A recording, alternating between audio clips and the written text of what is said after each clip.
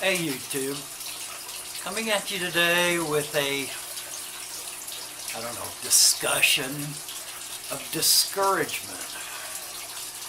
Now, this hobby offers great joy, great pleasure, great calming effects, a lot of great things, and really enjoyable stuff come out of this hobby, fish keeping.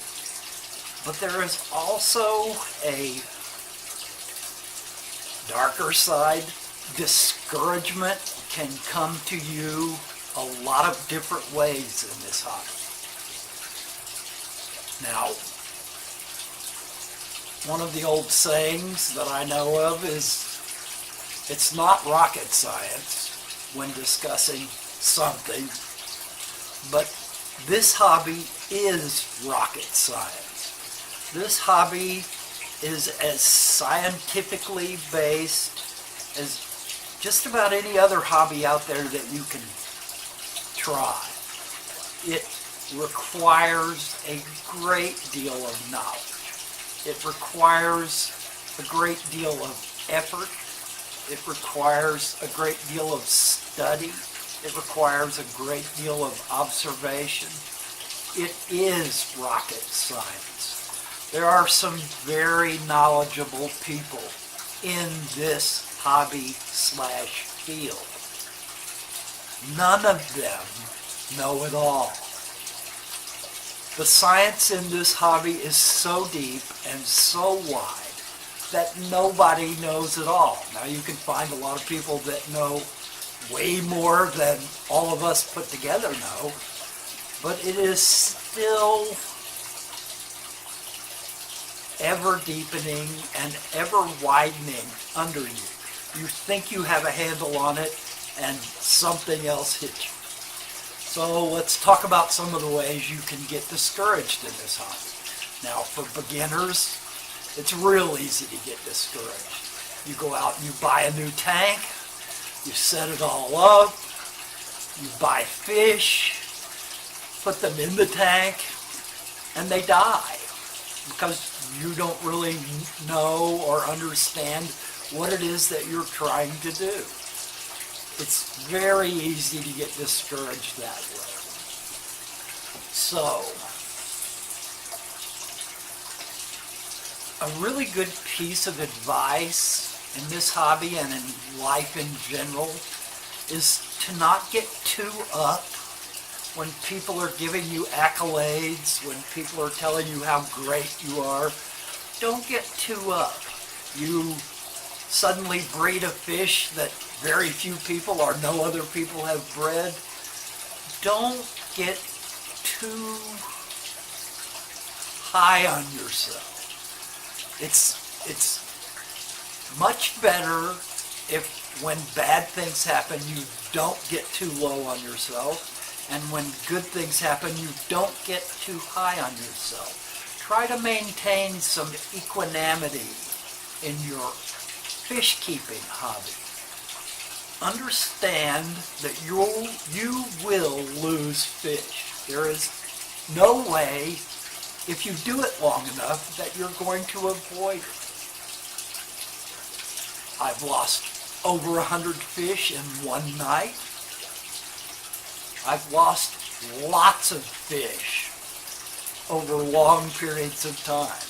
It's the process. We keep trying to move forward. We keep trying to learn from our mistakes and avoid making those mistakes again. So there's a lot of things that we can do to buffer discouragement in this hobby. We can study.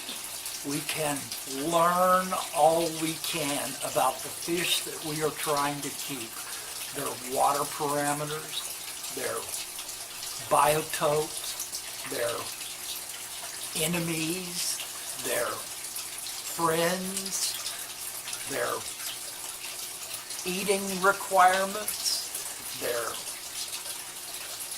all of the requirements that will help us maintain this specific fish in a situation where it can thrive.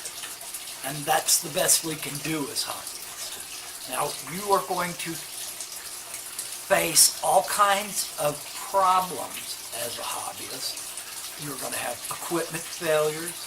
You're going to have poor quality of fish that are imported. You're going to have unexpected deaths that create a snowball effect in your tank and kill other fish. You're going to have your local water supply change suddenly on you without warning and lose fish. You're going to have small buildups of problems. Fish carry all kinds of diseases, but they don't usually manifest until the fish is in some sort of weakened state, by bad water quality, by equipment failure, by another fish dying. All of these things will snowball very quickly. So, one of the things that we can do to avoid discouragement is to over-tank our fish. Not overstock our tanks, but over-tank our fish. By this I mean a fish that you can keep in a 55-gallon will do better in a 110-gallon because you are giving yourself a buffer zone. There's less likelihood of fast water changes that result in death or sickness or illness in fish. So we can study, we can over-tank our fish, we can build redundancy in our systems by having 2 heaters in a system so that if one heater fails and doesn't break and electrocute the whole tank, then the other heater can keep it going until you notice that one heater is no longer functioning.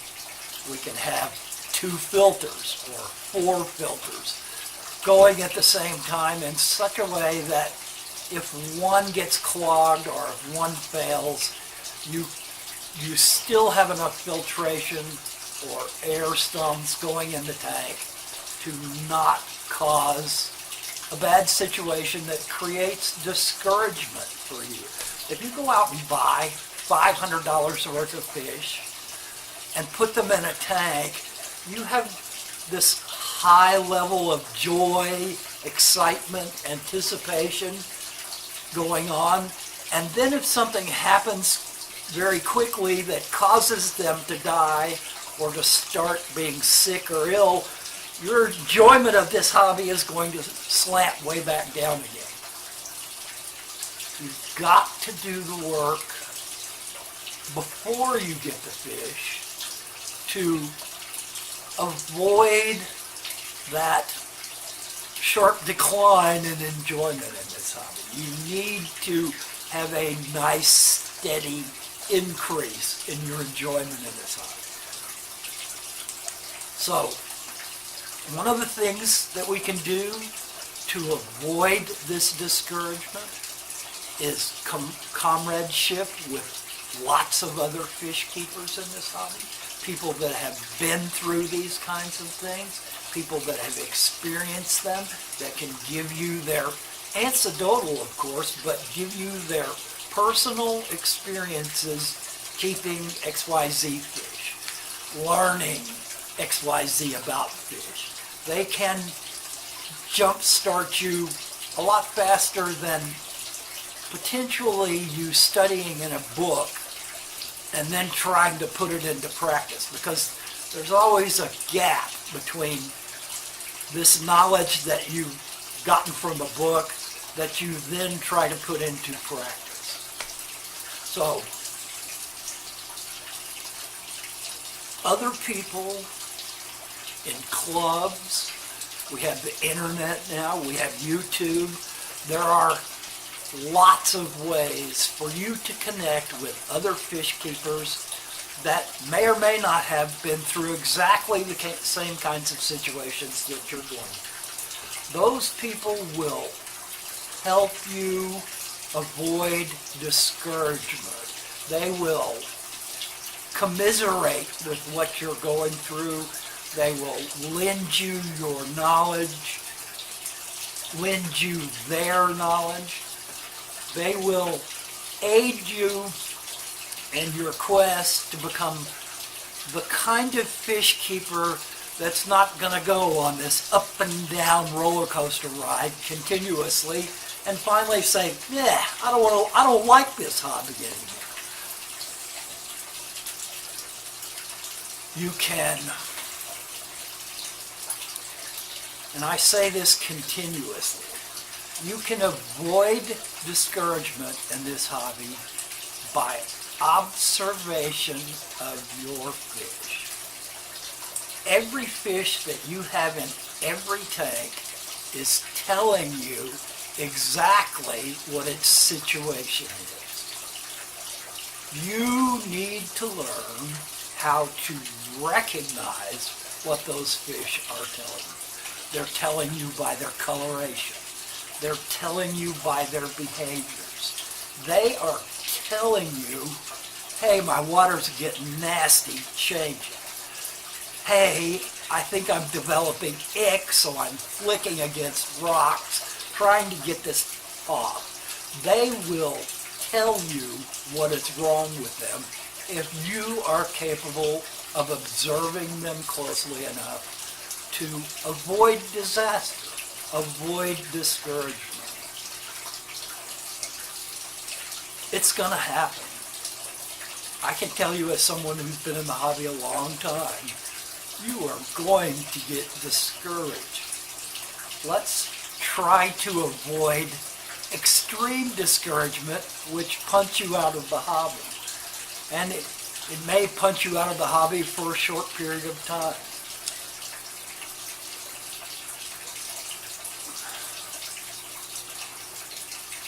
I want the hobby to expand and include more people. I want it to become easier for people that are just getting into the hobby, people that are at a mid-range in the hobby, people that are in an advanced range in the hobby. I think we should all be working together to advance the knowledge in the hobby. Now, how much of that advancement I can do, I can't tell you, because my experience is limited to the species that I've kept, limited to my experiences, limited to my own mistakes. But I really would like to get across to people that